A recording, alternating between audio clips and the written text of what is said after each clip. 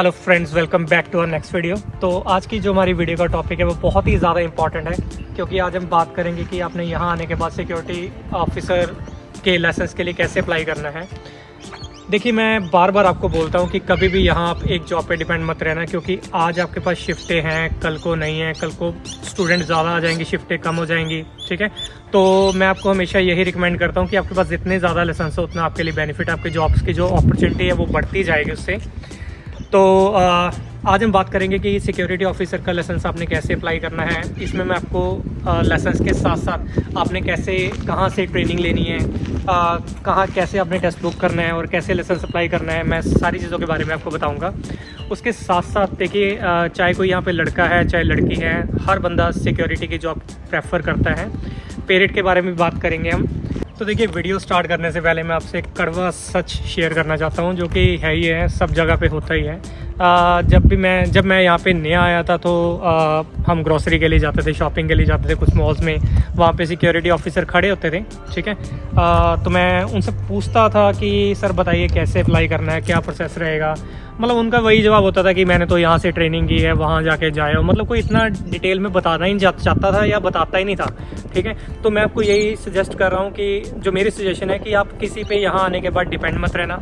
ठीक है, जो भी करना है आपको खुद ही करना पड़ेगा। तो इस वीडियो में मैं आपको पूरी डिटेल में बताऊँगा, और मैं आपको ये भी श्योरिटी देता हूँ कि पूरे यूट्यूब में अगर आप कहीं भी सर्च करोगे, सर्च कर लेना सिक्योरिटी के बारे में लिख के, इतनी डिटेल में आपको कोई बताएगा नहीं। और अगर आपको कोई वीडियो यहाँ पे मिल जाती है ऐसे, तो मुझसे भी ज़रूर शेयर करना एक बारी। तो अभी हम आधे घंटे की आज क्लास लगाएंगे आपकी, अच्छे से आपको पूरा प्रोसेस समझाएंगे कि सिक्योरिटी ऑफिसर के लाइसेंस के लिए आपने कैसे अप्लाई करना है। उसके साथ साथ आप और भी जॉब्स के लिए अप्लाई कर सकते हो, क्राउड कंट्रोल के लिए अप्लाई कर सकते हो, जैसे पब क्लब में। ठीक है, उसके साथ साथ सिक्योरिटी मॉनिटरिंग ऑफिसर के लिए प्रोसेस सेम ही है, जो मैं आपको सारा स्टेप बताऊंगा। स्टडी आपको वही करनी है, और उसके साथ साथ आप 3 जगह पे अप्लाई कर सकते हो। अगर आपने हमारा यूट्यूब चैनल अभी तक नहीं सब्सक्राइब किया तो मैं आपसे रिक्वेस्ट करूंगा कि आप ज़रूर सब्सक्राइब कीजिए। अगर आपको वीडियो पसंद आते हैं तो लाइक कीजिए, शेयर कीजिए। और अगर आपका कोई भी क्वेश्चन है तो आप इंस्टाग्राम पे हमें पूछ सकते हो, हम ज़रूर आपके क्वेश्चन का रिप्लाई करेंगे।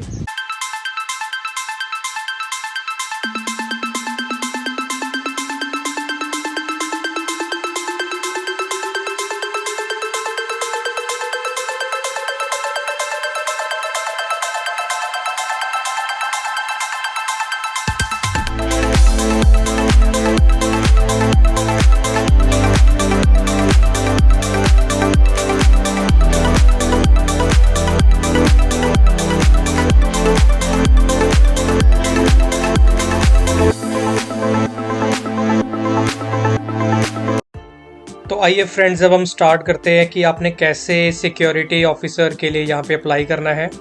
तो मैं बेसिकली आपको बताऊंगा जहाँ पे मैं रह रहा हूँ, पर्थ वेस्टर्न ऑस्ट्रेलिया के बारे में, कि यहाँ पे क्या क्राइटेरिया है। बट बाकी स्टेट्स के लिए मैं आपको ज़रूर सजेस्ट करूँगा कि आप एक बार कंफर्म कर लीजिए कि क्या डिफरेंस रहेगा। तो वीडियो स्टार्ट करने से पहले बहुत ज़्यादा इंपॉर्टेंट चीज़ें मैं आपको बताने वाला हूँ। मैं चाहता हूँ कि आप जो भी लोग इंटरेस्टेड है एक बार कॉपी पेन ज़रूर ले लीजिए, ताकि आप उन पॉइंट्स को नोट करते रहिए जो बहुत ज़्यादा ज़रूरी मैं आपको बताऊंगा। तो आपने जब भी यहाँ पे आना है तो सबसे पहले, अगर आपने सिक्योरिटी जॉब के लिए जाना है तो आपको जो कोर्स करना पड़ेगा, that is security certificate 2 in security operation, जो आपको स्क्रीन पर नज़र आ रहा है, सर्टिफिकेट 2 इन सिक्योरिटी ऑपरेशंस। तो ये कोर्स आपने करना है। अब मैंने इस वीडियो को 3 पार्ट्स में डिवाइड किया है। देखिए, 3 स्टेप्स में इस वीडियो को लेकर चल रहा हूँ।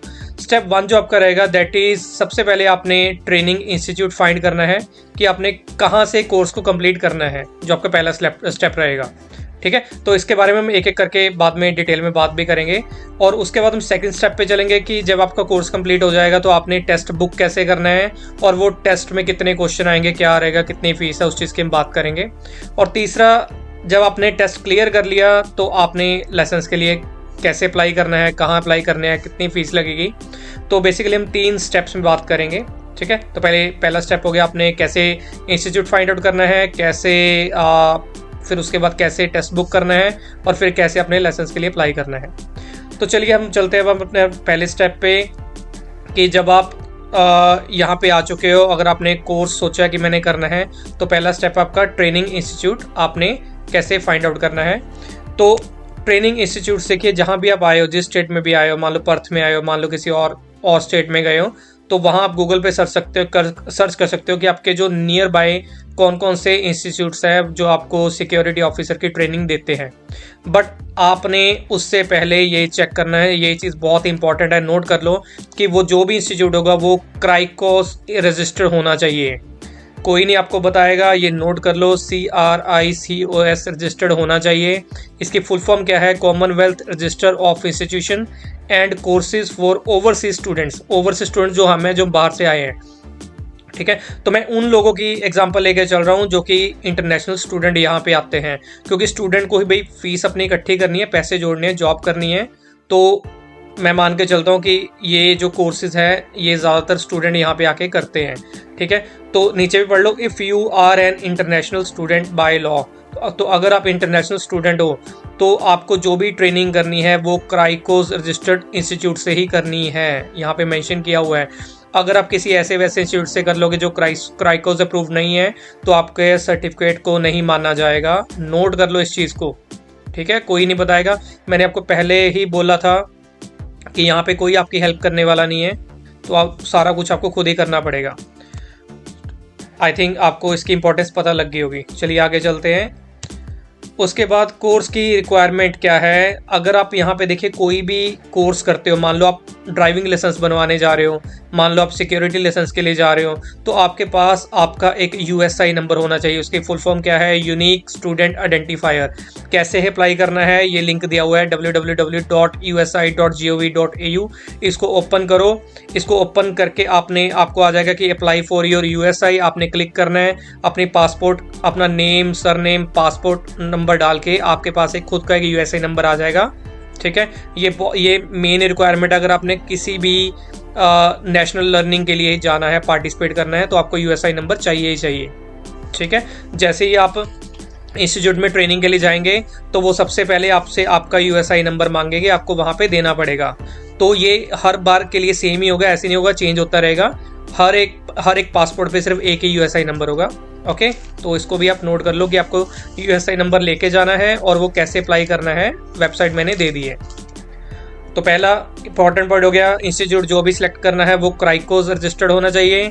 सेकंड, आपके पास USI unique student identifier number आपका होना चाहिए, उसको साथ लेके जाना है।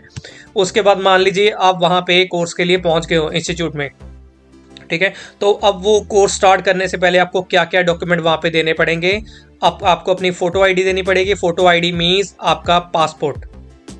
मैं मान के चलता हूँ कि अभी आपके पास ऑस्ट्रेलियन ड्राइविंग लाइसेंस नहीं है तो आपको आपका पासपोर्ट देना पड़ेगा।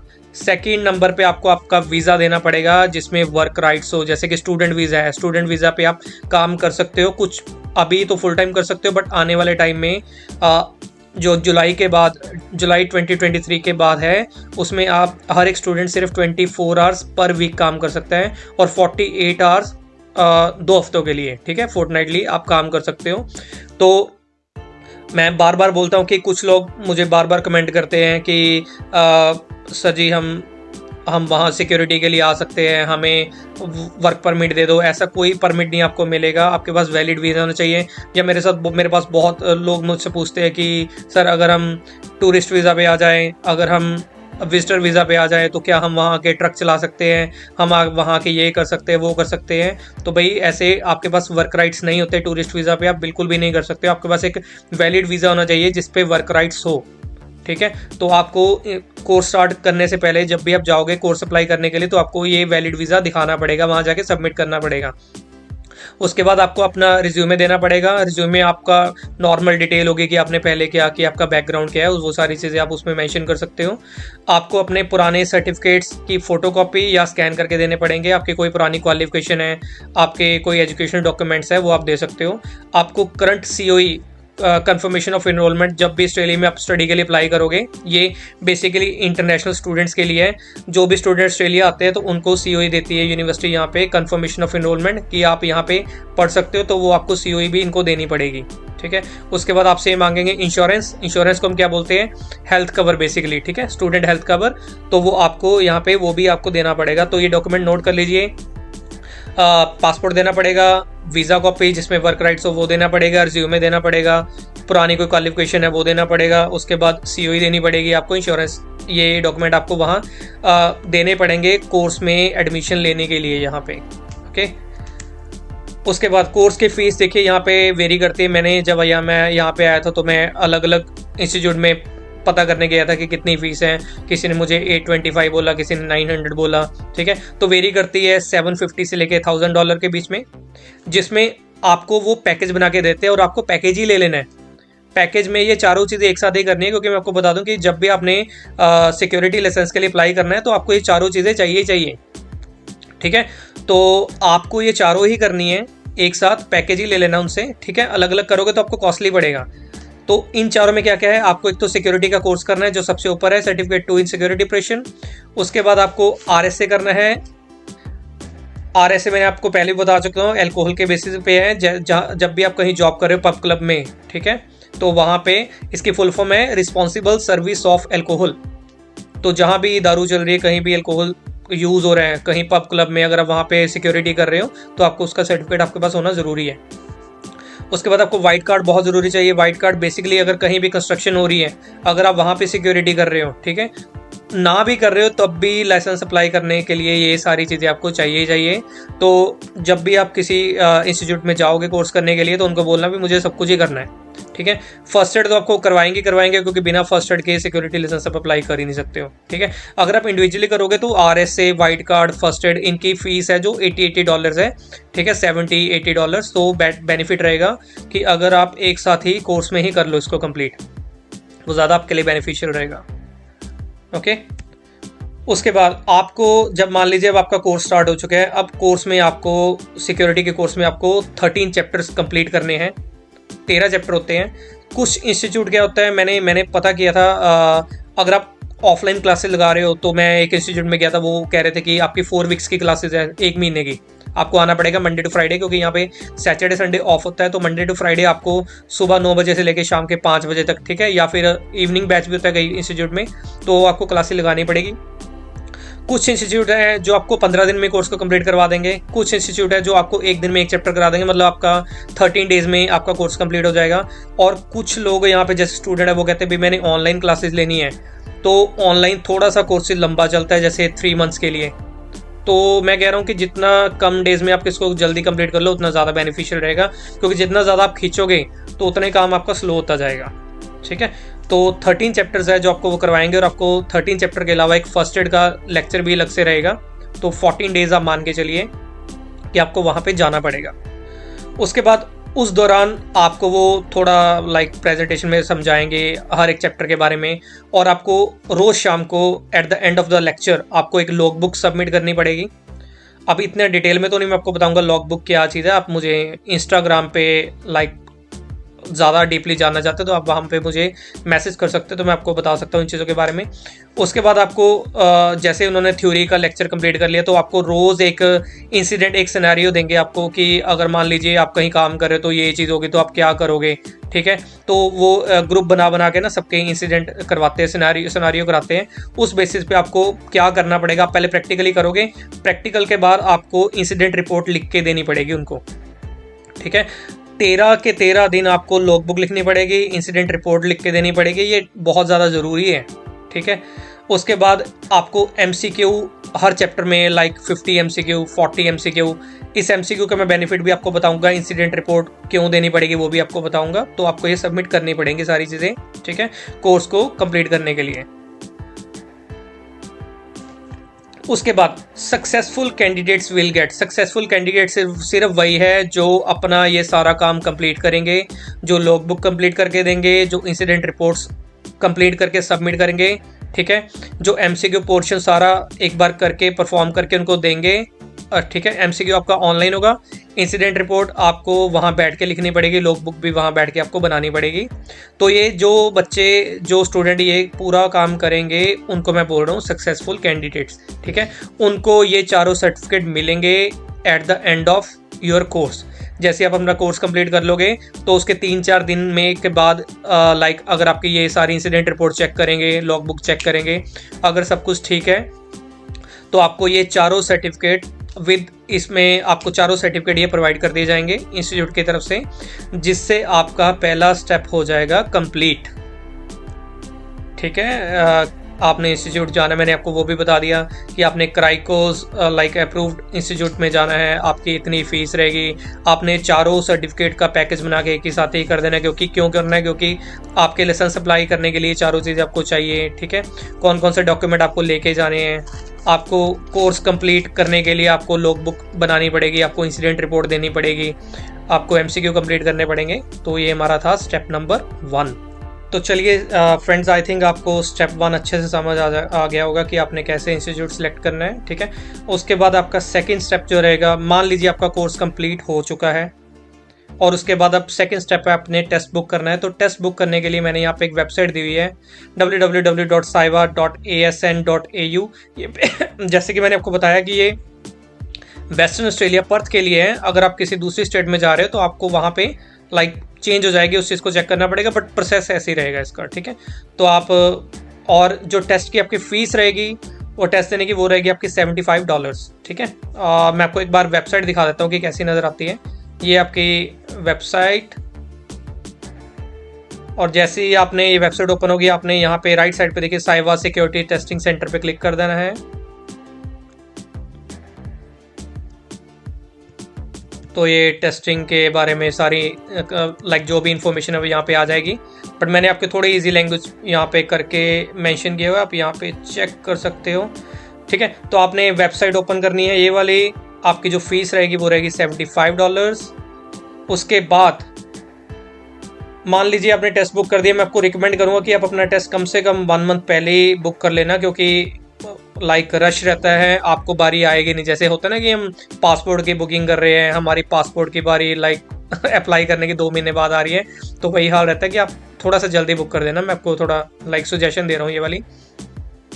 और उसके बाद जब आप टेस्ट देने के लिए जा रहे हो, ठीक है, अब टेस्ट देने से पहले भाई करना क्या, आपने जो MCQ आपने वो आप होगा क्या, बेसिकली मैंने को बताएगा कि वहाँ पे आपको MCQ करने पड़ते हैं। वहाँ पे आपके एक ID और पासवर्ड जनरेट कर देंगे, वो आपको अपना एक पोर्टल देंगे, पोर्टल में आपको हर चैप्टर के MCQ परफॉर्म करने को मिलते हैं।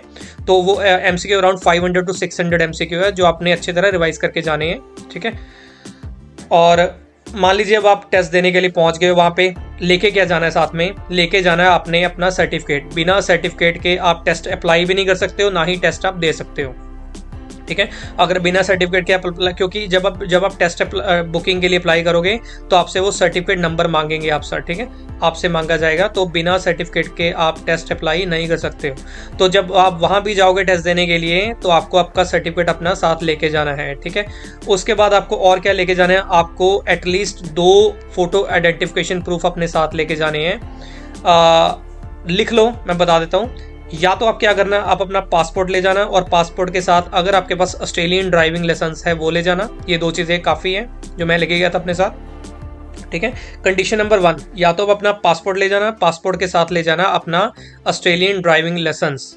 ठीक है, अब मैं दूसरी कंडीशन ये बता के चल रहा हूँ कि जो लोग आए यहाँ पे जिनके पास ऑस्ट्रेलियन ड्राइविंग लाइसेंस नहीं है, वो क्या लेके जाएंगे, एक अपना पासपोर्ट ले जाना, दूसरा अपना इंडियन या अपनी कंट्री का लाइसेंस ले जाना, और तीसरा आप साथ में ले जाना अपना स्टूडेंट ID कार्ड, जहाँ पे आप मान लीजिए आप स्टूडेंट हो। ठीक है, मैं तो स्टूडेंट नहीं हूँ, मैं स्पाउस वीज़े पे हूँ। ठीक है, तो आप अपना ले जाना स्टूडेंट ID कार्ड। तो ये 3 चीज़ें लेके जाना अगर आपके पास ऑस्ट्रेलियन ड्राइविंग लाइसेंस नहीं है, अपना पासपोर्ट, अपना इंडियन ड्राइविंग लाइसेंस और अपना स्टूडेंट ID कार्ड। ठीक है, तो जो दोनों में से जो कंडीशन आपको जो प्रूफ आपके पास होंगे वो आप ले जाना यहाँ पे, क्योंकि अगर ये नहीं लेके जाओगे तो आपको टेस्ट में बैठने नहीं देंगे, बिना सर्टिफिकेट के मत जाना। उसके बाद भाई अब टेस्ट में आना क्या है, आपका यहाँ पे एग्ज़ाम 2 पार्ट्स में डिवाइड किया गया है। सीधी सी बात, आपके 2 एग्ज़ाम होंगे यहाँ पे। पहला एग्ज़ाम होगा आपका जिसमें आपको 20 MCQ आएंगे, मल्टीपल चॉइस क्वेश्चंस। ठीक है, और दूसरा आपका एग्ज़ाम होगा जिसमें आपको 10 शॉर्ट रिटन आंसर क्वेश्चन आएंगे, जिसमें आपने खुद टाइप करके लिखना है आंसर। ठीक है, आपसे क्वेश्चन पूछे जाएंगे और आपको उसका आंसर देना पड़ेगा। उसके बाद अगर आपको सेक्शन 2 में जाना है तो आपको सेक्शन 1 क्लियर करना पड़ेगा। बिना सेक्शन 1 क्लियर किए आप सेक्शन 2 में नहीं जा पाओगे। मतलब जब भी आप वहाँ टेस्ट देने के लिए बैठोगे तो आप सबसे पहले आपका सेक्शन 1 खुलेगा, आपको 20 क्वेश्चन आएंगे, आपको उसको क्लियर करना है। अगर वो क्लियर होगा तो आप सेक्शन 2 में जाओगे, अदरवाइज आप वहीं पे स्टॉप हो जाओगे, आप नहीं जा पाओगे। ठीक है, उसके बाद आपको आपका रिजल्ट दिया जाएगा, बट उसमें आपको ये नहीं बताए जाएंगे कि आपके आपके आंसर कौन से गलत हैं। बस आपको नंबर दे दिए जाएंगे कि 20 में से इतने सही थे या 10 में से इतने सही थे, आपको ये नहीं बताएंगे कौन सा सही था कौन सा गलत था। क्लियर है ये चीज़। उसके बाद भाई कितने मार्क्स चाहिए पास होने के लिए, तो आपका जो सेक्शन 1 है जिसमें आपको MCQ क्वेश्चन आएंगे उसमें आपके मिनिमम 16 मार्क्स आने चाहिए आउट ऑफ 20। अगर 15 आ गए तो आप फेल हो, 17 आ गए तो भी पास हो, 18 आ गए तो भी पास हो, बट बिलो 16 आएंगे तो आप फेल हो। और मैंने आपको बताया कि अगर आपका सेक्शन 1 क्लियर होगा तो आपका सेक्शन 2 खुल जाएगा। सेक्शन 2 जो कि आपका शॉर्ट रिटन आंसर सेक्शन, जिसमें आपको 10 में से 8 नंबर चाहिए, 8 आउट ऑफ 10।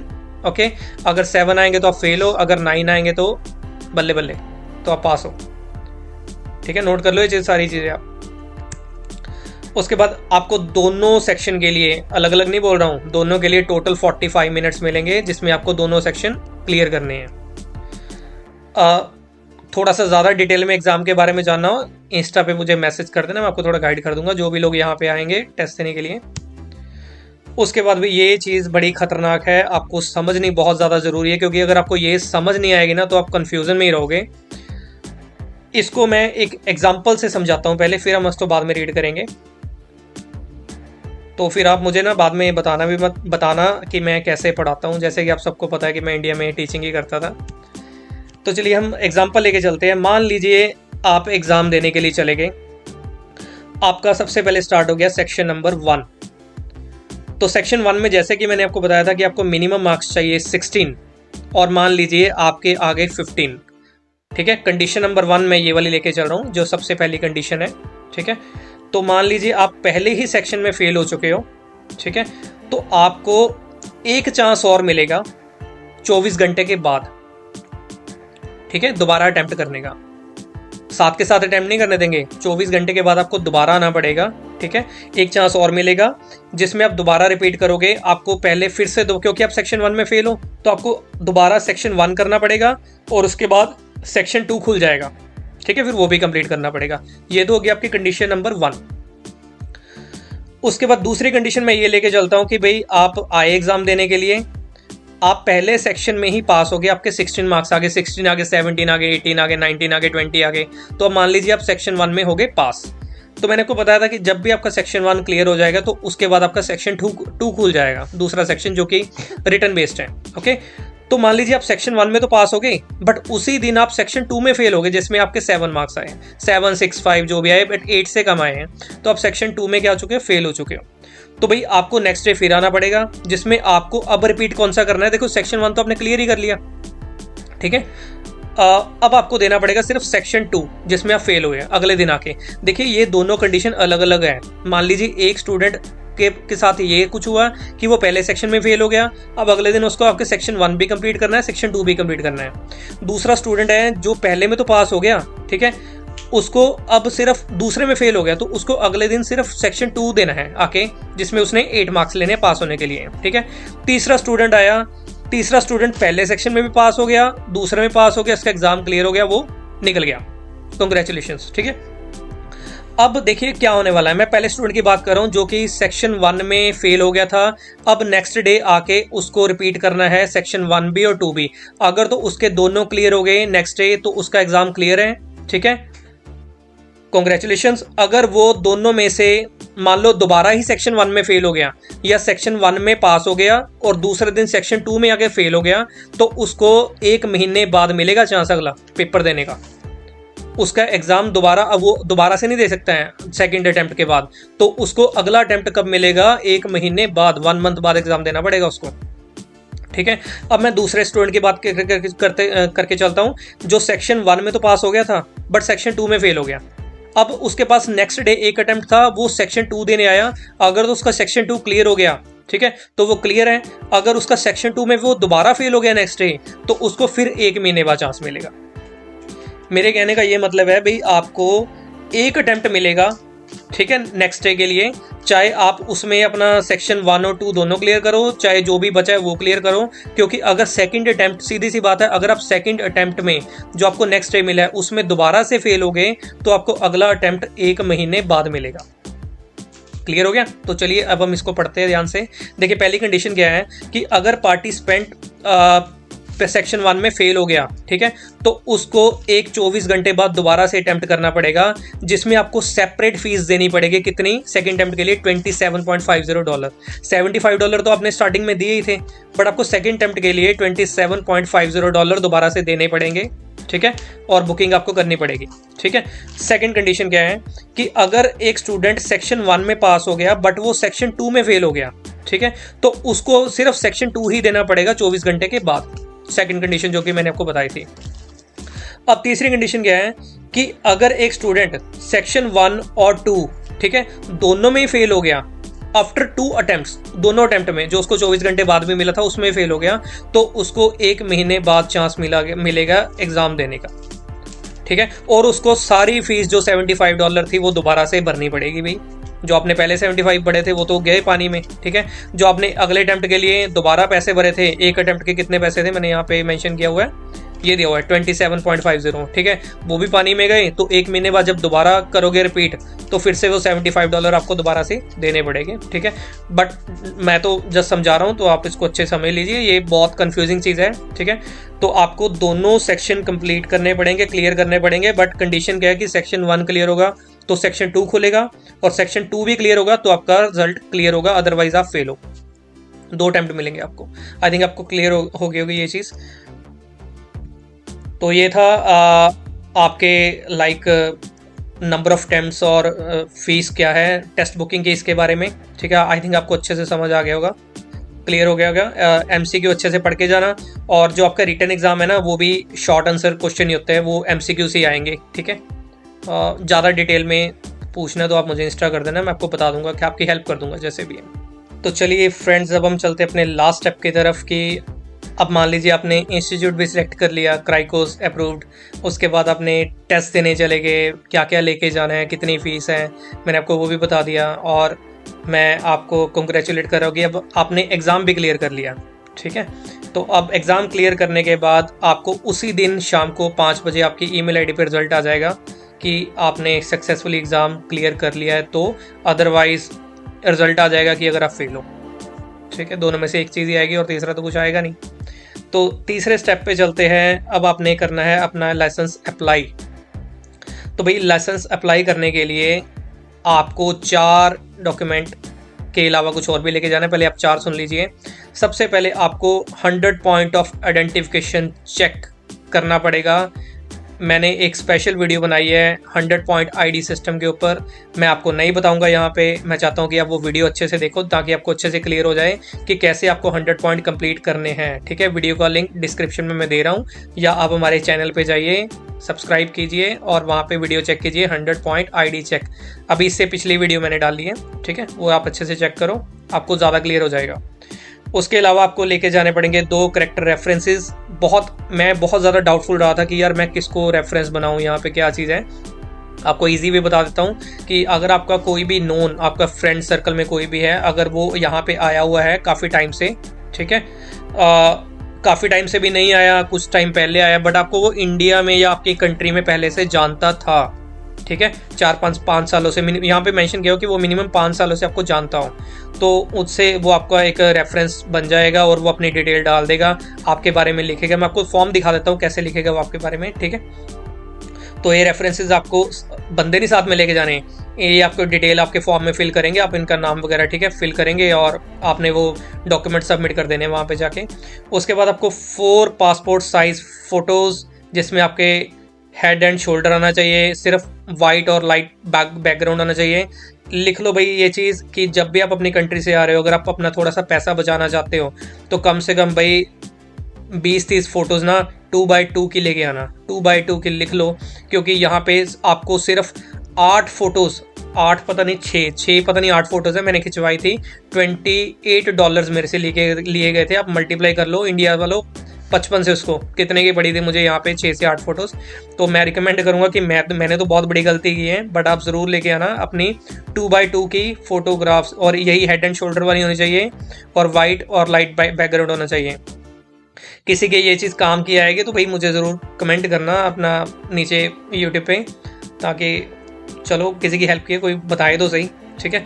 तो उसके बाद आपको साथ में लेके जानी है पुलिस क्लियरेंस, ठीक है, वो लोग लेके जाएंगे जो ऑस्ट्रेलिया में पिछले 5 सालों से नहीं रह रहे। जैसे कोई इंटरनेशनल स्टूडेंट आया है यहाँ पे, तो उसको लेके जानी पड़ेगी। मान लो एग्जांपल, मैं यहाँ पे आया हूँ, मैं 5 साल यहाँ पे रह चुका हूँ, ठीक है, उसके बाद मेरा मन किया सिक्योरिटी करने का, तो उनको जरूरत नहीं है।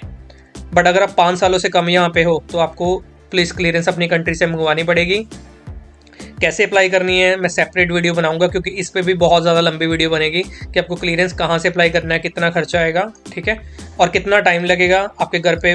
लाइक इंडिया में जैसे मैंने कराई थी, तो घर पे पुलिस आती है, वेरीफाई करती है, सेम प्रोसेस रहता है जैसे हम पासपोर्ट अप्लाई करते हैं ना, तो वैसे ही PCC अप्लाई करनी होती है, ठीक है। अगर आपको ये वीडियो जल्दी चाहिए तो प्लीज़ कमेंट करना, ताकि हमें भी थोड़ी मोटिवेशन मिले बनाने के लिए, ठीक है। तो नोट कर लो ये सारी चीज़ें। आपको 100 पॉइंट ID सिस्टम वीडियो देख लेना कैसे पूरे करने हैं आपको। 2 करेक्टर रेफरेंसेस मैं थोड़ा डिटेल में बताता हूँ आपको। 4 पासपोर्ट साइज फोटोग्राफ आपको 2x2 की लेके जानी है, अपनी कंट्री से खिंचवा के ले जाना, अदरवाइज यहाँ पे बहुत ज़्यादा कॉस्टली है। और आपको पुलिस क्लियरेंस मंगवानी पड़ेगी। कैसे मंगवानी है वीडियो मैं जल्दी ही डाल दूंगा इसके बारे में। उसके साथ साथ आपको एप्लीकेशन फॉर्म लेके जाना है, जो कि आपको ये मैंने लिंक दिया हुआ है वेस्टर्न ऑस्ट्रेलिया का। ये फॉर्म आपको ये कुछ ऐसा दिखाई देता है, देखिए ये वाला फॉर्म है, ठीक है, सिक्योरिटी का। इसमें फर्स्ट पेज पे तो आपकी नॉर्मल डिटेल रहेगी, आपका date of birth, country of birth, ठीक है, आप कहाँ रह रहे हो, एड्रेस, वो चीज़ें रहेगी। ये बहुत इंपॉर्टेंट है। अपने लाइसेंस कौन कौन सी कैटेगरी के लिए मैं रिकमेंड करूंगा कि आप 1 ईयर की जगह 3 ईयर अप्लाई करना है। यहाँ पे 3 साल के लिए सिर्फ $10 से $12 का फर्क है फीस में। 1 साल के लिए मत अप्लाई करना, 3 साल के लिए करना। और आपने कौन कौन से करना है, यहाँ पे सिक्योरिटी ऑफिसर के लिए अप्लाई करना है, उसके बाद क्राउड कंट्रोलर के लिए अप्लाई करना है, और उसके बाद आपने करना है सिक्योरिटी मॉनिटरिंग ऑफिसर के लिए। जो आप कोर्स को मैंने आपको दिया है करने के लिए, उसके लिए आप 3 चीज़ों में एप्लीकेबल हो, ठीक है। इन तीनों पे टिक कर देना। सिक्योरिटी ऑफिसर जो मेरा लाइसेंस आया है उसमें तीनों चीज़ों के बारे में मेंशन किया हुआ है कि मैं तीनों जॉब्स कर सकता हूँ यहाँ पे, ठीक है। उसके बाद ये आपके काम की चीज़ नहीं है कि have you ever refuse security, इस पे नो कर देना, ठीक है। ये कोई भी चीज़ आपको फिल करने की जरूरत नहीं है। आपने अपने साइन आपने उनके सामने जाके करने हैं। यहाँ पे एड्रेस भी दिया हुआ है कि आपने जाना कहाँ पे है, ये दिया हुआ है यहाँ पे कैनिंगटन, ये यहाँ पे जाना अपने एड्रेस, अपने डॉक्यूमेंट लेके अप्लाई करने के लिए। ये आ गया आपका रेफरेंस फॉर्म। अब रेफरेंस में कौन है, आई वो बंदा है जो आपका रेफरेंस दे रहा है, ठीक है। Have personally known the applicant, ये आपके बारे में लिखेगा कि हाँ, मैं मान लीजिए कोई हिमांशु लड़का है कि मैं हिमांशु को जानता हूँ, इतने टाइम से जानता हूँ, ठीक है। यहाँ पे देखो इन्होंने दिया भी हुआ है मिनिमम ऑफ 5 ईयर्स, 5 साल से आपको जानता होना चाहिए, ठीक है। और वो बता देगा आपका क्या रिलेशन है, वो लिख देगा फ्रेंड है, ठीक है, या कज़न है, कोई भी है। उसके बाद वो आपको कहाँ मिला, कैसे मिला, वो आपकी 5 खूबियों के बारे में लिखेगा, आपके 5 करेक्टरिस्टिक्स कि 5 साल में वो आपको जानता है, तो वो आपकी 5 खूबियों के बारे में, ठीक है। फिर वो आपके बारे में एक एग्जांपल देगा कि आपको मतलब उसको कैसे पता लगा आपके बारे में, कौन सी 5 खूबी है, उसके बारे में एक एग्जांपल देनी है। और ऐसे ही वो नीचे साइन कर देगा अपने, और जिसके सामने साइन करेगा एक विटनेस साथ में बिठा के उसके भी साइन करवा लेने। साथ किसी को नहीं लेके जाना, बट डिटेल भरनी है। उसी तरह ये दूसरा रेफरेंस, आपको 2 रेफरेंस लेके जाने ना, एक रेफरेंस ऊपर वाला हो गया और दूसरा ये एक और हो गया। तो ये हो गया आपका फॉर्म, ठीक है। उसके बाद भी फॉर्म आप ले गए हो, ये क्या क्या साथ में लेके जाना है अप्लाई करने के लिए, ये चारों चीज़ें लेके जानी है।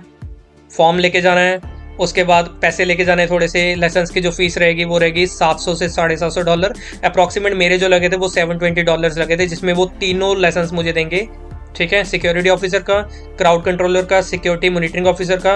उसके बाद फिंगरप्रिंट्स के चार्जेस भी मैंने बीच में ही डाल दिए सारा कुछ, ठीक है। $700 to $750 आपके वहाँ पे लगेंगे।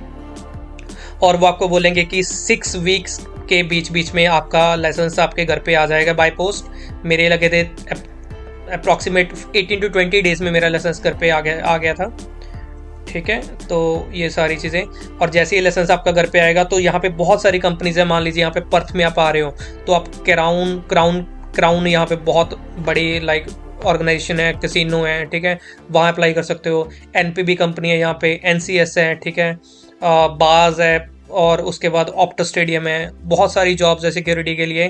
पे रेट जो आपका रहेगा वो रहेगा आपका मिनिमम 29 पॉइंट समथिंग से लेके 35, और सैटरडे संडे का उससे भी ज़्यादा रहते हैं। तो यहाँ पे आप देखिए, मैं बार बार वही आपको कह रहा हूँ कि आपके पास यहाँ पे अपॉर्चुनिटीज़ होनी चाहिए। अपॉर्चुनिटीज़ कैसे होंगे? जब आपके पास लाइसेंस होंगे।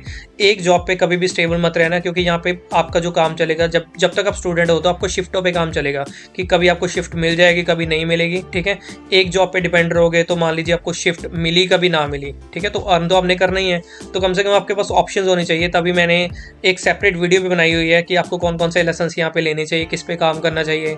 ठीक है, तो कैसा लगा आपको वीडियो सुन के? लाइक, अगर आपको लगा कि हाँ बहुत अच्छे से समझ आया तो ज़रूर कमेंट कीजिए, सब्सक्राइब कीजिए हमारा चैनल, शेयर कीजिए, कमेंट कीजिए, लाइक कीजिए।